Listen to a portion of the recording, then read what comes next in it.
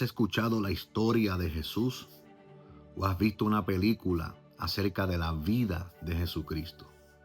Conocer la historia no nos conduce a nosotros a conocer el Evangelio.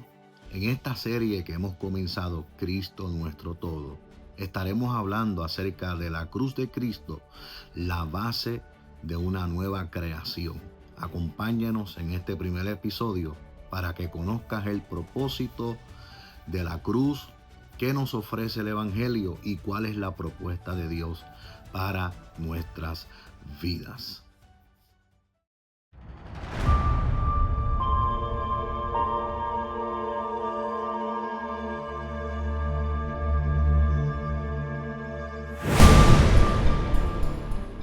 Primera de Corintios capítulo 1 versículo 18 dice lo siguiente: porque la palabra de la cruz es locura para los que se pierden, pero para los que se salvan, esto es nosotros, es poder de Dios. El poder de la cruz, la victoria de la cruz. Hay muchos que no conocen el poder de la cruz. En muchas plataformas se escucha esta expresión: Cristo murió, pero también resucitó.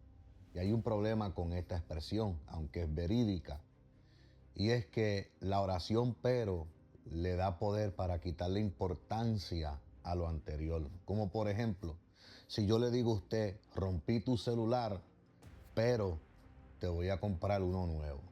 ¿Escuchó bien la oración? La palabra pero le quita mucha importancia a lo anterior. La importancia de la cruz. En Colosenses capítulo 2, versículos 11 al 15, el apóstol Pablo da una lista de lo que sucedió en la cruz.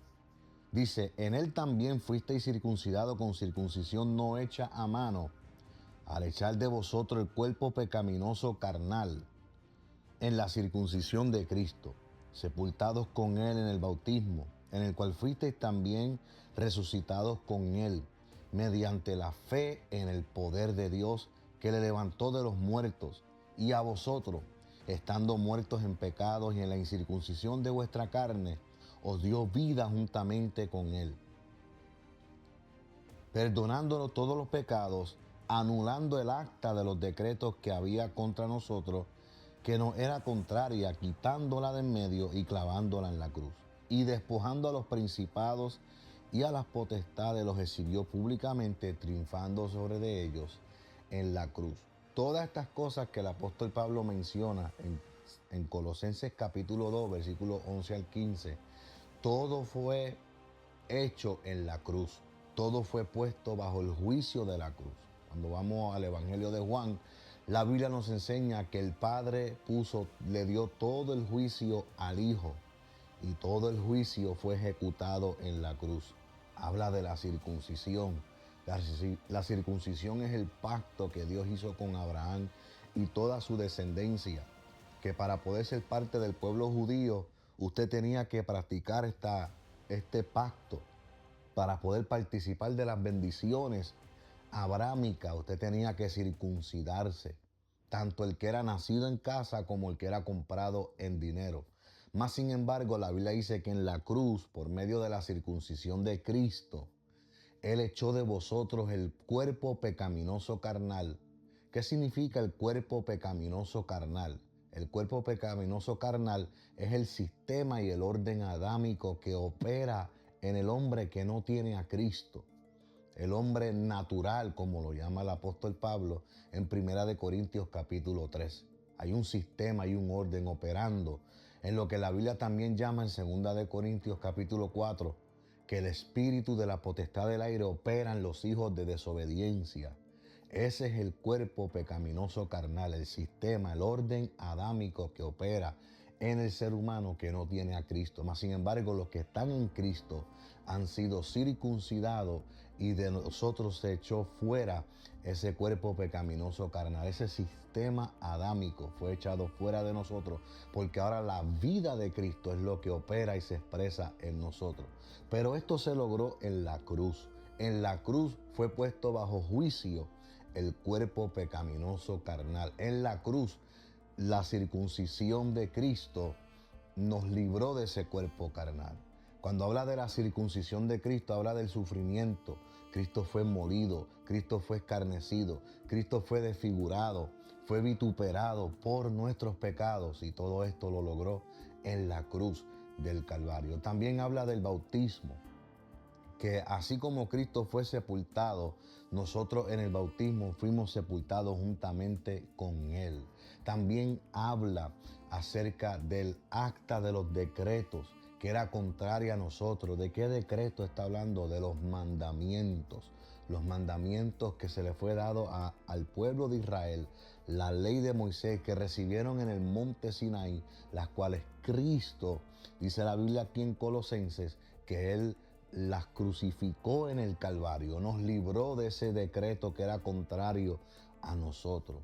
Y también habla acerca de los principados y las potestades que fueron exhibidos y fueron vencidos, triunfando públicamente sobre de ellos. En la versión traducción lenguaje actual dice que hubo un desfile victorioso, porque este término que usa el apóstol Pablo acerca del triunfo sobre los principados y las potestades en la cruz, esa palabra triunfo es un término que se usa para describir la victoria de un general romano cuando vence a un pueblo, a un reino.